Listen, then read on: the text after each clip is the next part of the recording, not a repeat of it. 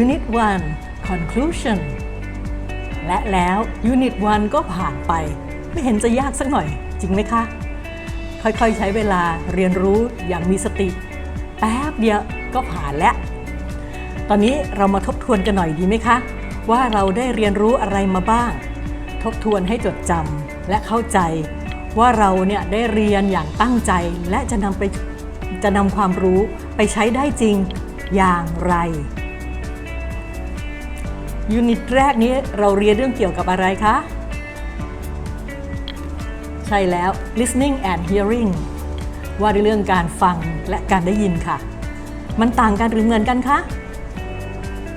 แน่นอนมันต้องต่างกันสิคะไม่งั้นเขาจะเรียกชื่อต่างกันทำไมไหนลองเล่ารายละเอียดที่จำได้มาให้ฟังหน่อยค่ะ hearing คือการได้ยินประกอบด้วยปัจจัยต่อไปนี้ค่ะอันดับแรก accidental คือเป็นไปโดยบังเอิญนะคะอยู่ๆมันบังเอิญได้ยินเสียงขึ้นมาอันที่สอง involuntary คือเป็นไปโดยไม่ได้สมัครใจนะคะ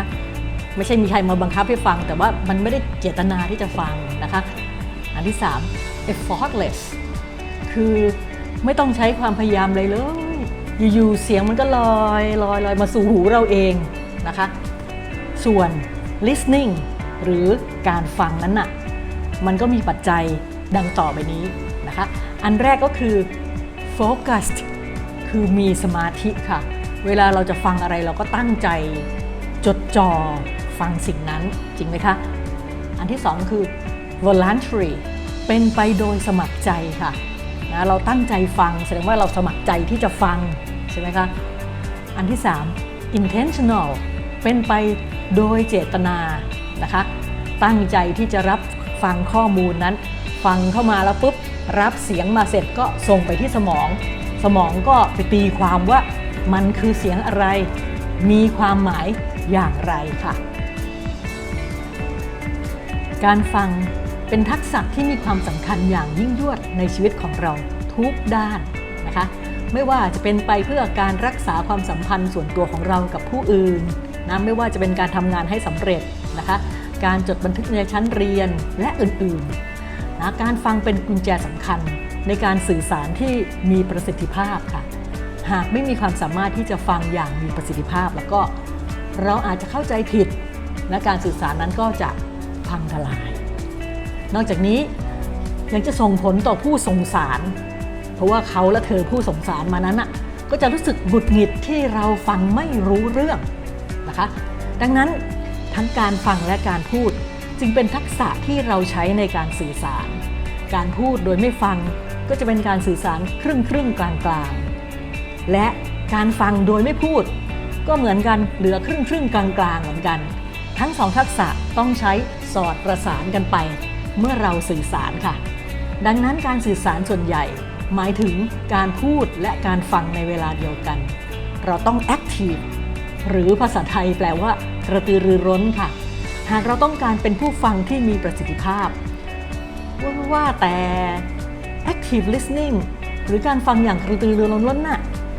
ทำอย่างไรคะการฟังอย่างกระตือรือร้นหรือ active listening เกี่ยวข้องกับ4ขั้นตอนหลักๆดังนี้ค่ะ Step 1 Getting prepared physically and psychologically ขั้นตอนที่1นะคะเตรียมความพร้อมทั้งร่างกายและจิตใจค่ะทางร่างกายก็คือคุณต้องพักผ่อนให้เพียงพอรับประทานอาหารที่ดีปรับปรุงท่าทางของคุณนะคะส่วนทางจิตใจทบทวนประเด็นที่จะพูดคุยเขียนคำถามที่คุณต้องการคำตอบออกมาค่ะ Step 2 Stay involved ขั้นตอนที่2ก็คือมีส่วนร่วมในกิจกรรมนั้นๆค่ะในการฟังอย่างกระตือรือร้นนั้นน่ะเราก็ต้องจดบันทึกถามคำถามแบ่งปันความคิดเห็นนะคะเสนอข้อมูลเชิงลึกนะคะแบ่งปันข้อมูลข่าวสารและก็มีส่วนร่วมในการอภิปรายด้วยนะคะ Step 3 Keeping an open mind นะคะขั้นตอนที่3นี่ก็คือการเปิดใจค่ะกุญแจสำคัญในการรับฟังนะคะอย่างมีประสิทธิผลก็คือการฟังอย่างมีสตินะคะเ พื่อความสมบูรณ์และไม่ด่วนสรุปอย่างเร่งรีบนะคะเราต้องฟังโดยไม่ตัดสินจนกว่าจะได้รู้ข้อมูลทั้งหมดแล้วนำมาพิจารณาค่ะ Step 4 Reviewing and Evaluating นะคะขั้นตอนที่ 4 นี้ก็คือการตรวจสอบและประเมินผลค่ะสิ่งนี้เกี่ยวข้องกับ2 สิ่งนะคะ2 สิ่งที่ว่าก็คือการตรวจสอบและก็การประเมินข้อมูลค่ะเราต้องรู้จักฟังและทบทวนประเมินผลงานของตัวเองในฐานะผู้ฟังนะคะทุกครั้งที่คุณฟังอย่าลืมทำตาม4 ขั้นตอนที่ว่านี้นะคะเรียกว่า4 ขั้นตอนของการฟังอย่างกระตือรือร้นเพื่อให้คุณสามารถรู้เข้าใจและเตรียมพร้อมสำหรับการรวบรวมนะคะและตีความข้อมูลที่ได้รับอย่างเหมาะสมนะคะเรื่องถัดมาคือเรื่อง What to do when listening เราต้องทำอย่างไรเมื่อตั้งใจฟังนะคะเนื้อหาก็จะเกี่ยวข้องกับ active reflective and effective listening ค่ะการฟังอย่างกระตือรือร้นเพื่อให้ได้ผลป้อนกลับ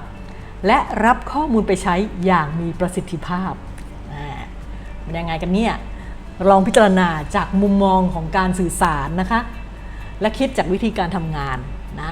สิ่งที่เกิดขึ้นจากผู้ส่งสารส่งมาที่ผู้รับสารก็คือมีข้อมูลจำนวนหนึ่งนะคะที่ผู้ส่งสารส่งไปโดยการพูดส่งไปยังผู้รับสาร